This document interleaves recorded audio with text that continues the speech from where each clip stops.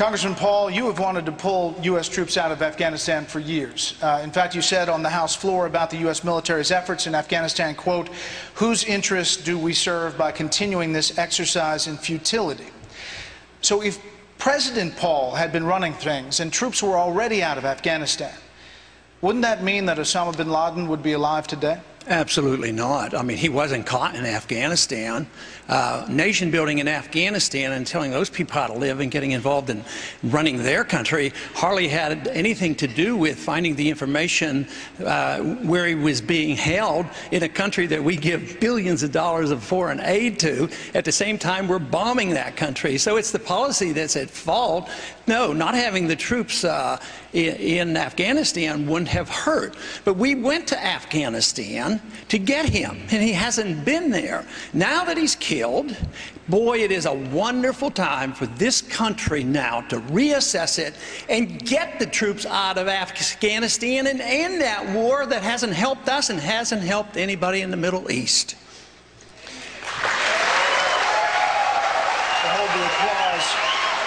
Congressman Paul, you say that we should cut off all foreign aid to the Middle East and, quote, let them take care of themselves.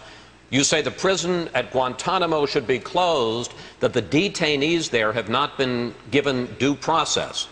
Governor Pawlenty said a couple of months ago that bullies respect strength, not weakness. Is Governor Pawlenty wrong?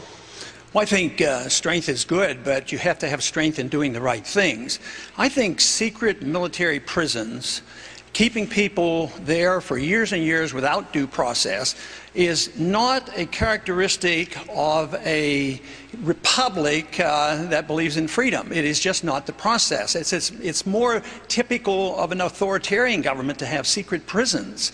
So therefore, I don't think it serves our purpose. We have tried nearly 300 suspects in civilian courts, and hundreds of them have been convicted and put away. So why are we afraid of openness? Why do we have to move in the direction of giving up the right of habeas corpus, which someday, if we're not careful, will affect American citizens? We should treat people the way we think we might be treated under dire circumstances. And our dire circumstances are moving right along because we may have real trouble in this country and we may be subject to the same type of treatment. So we do not need secret prisons, nor do we need the torture that goes on in these secret military prisons. I want to follow up on... I support enhanced interrogation techniques under limited circumstances. Well, let me ask you all directly. This is going to be another raising of your hands, and you didn't answer this specifically, Congressman Paul.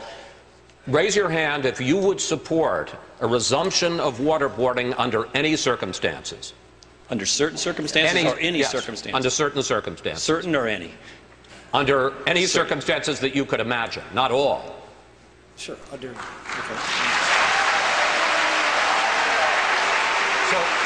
So just to be clear, the three of you under individual case-by-case basis would support waterboarding. Congressman Paul, you would not. No, I would not. And Governor Johnson, you would not. Congressman Paul, you have said that medical malpractice awards are creating a crisis in the medical industry, driving doctors out of the business. We also know the CBO has projected that tort reform could save the federal government $54 billion over 10 years. So why are you against federal tort reform? Because the federal government shouldn't be involved. It's a state matter. Tort law is a state matter. And it's a tough vote for me because as a physician, I know doctors are on the receiving end, and it does push up, the cost of medicine. But if you look carefully at all my legislation, I have offered a free market alternative to this, to allow the doctors to negotiate, to make contracts, get them out from under the monopoly control laws, give tax deductions for insurance policy where there's no fault insurance. And there is a way in the private market today. We can't contract with our patients for a third-party third-party settlement, and that takes it out of the market, turns it over to the attorneys. If they accept my position on this, a free market approach, and not a nationalized tort law control of this, believe me, we'd put all the trial lawyers out of business, and they wouldn't get most of the money that comes from all these lawsuits when they're suing doctors. Thank you, Congressman. Congressman Paul, you routinely vote against raising the debt limit. Would you let the country go into default, which all the experts agree will only make continued borrowing even more expensive for the U.S. government? And you want to cut government spending, you say, by 50%, eliminating everything from the Federal Reserve to the Department of Homeland Security. Yeah, under your plan, what would you leave for the federal government to do? Yeah, it's sort of like to follow the Constitution, and then we wouldn't have these kind of problems.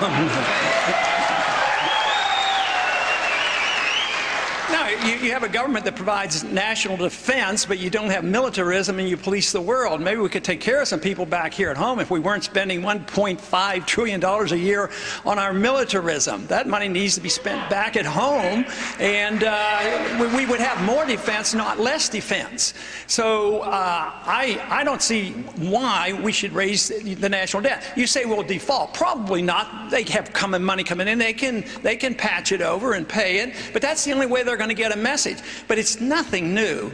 Our country has defaulted 3 different times. They promised at one time during the Civil War to pay in gold. They refused to. In the 30s, they promised to pay in gold. They refused to. And then in 1971, they promised to pay foreigners in gold. We defaulted, and we stuck it to them. So once again, we're going to default. We're defaulting every single day. That's what your prices are doing. Prices go up. They're defaulting on your money. So we need to look at the Federal Reserve System.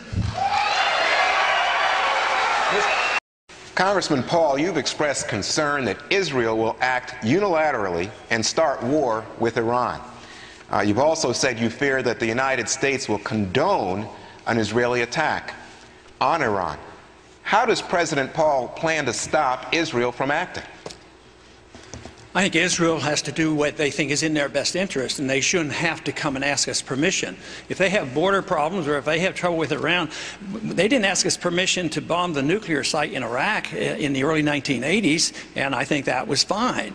But I think they become too dependent on us, not only for money, and they economically become dependent, they become dependent in that they can't even work toward peace with a country that we might not like them to do it. But I don't want any of this foreign aid, Pakistan or anybody else, because the principle is wrong, and because it doesn't achieve anything. If we stop all the foreign aid, you say, oh, you're going to hurt Israel. But you know, the Arab and the Muslim nations get twice as much money. Israel, and there are people in Israel. It's not like 100% of the people in Israel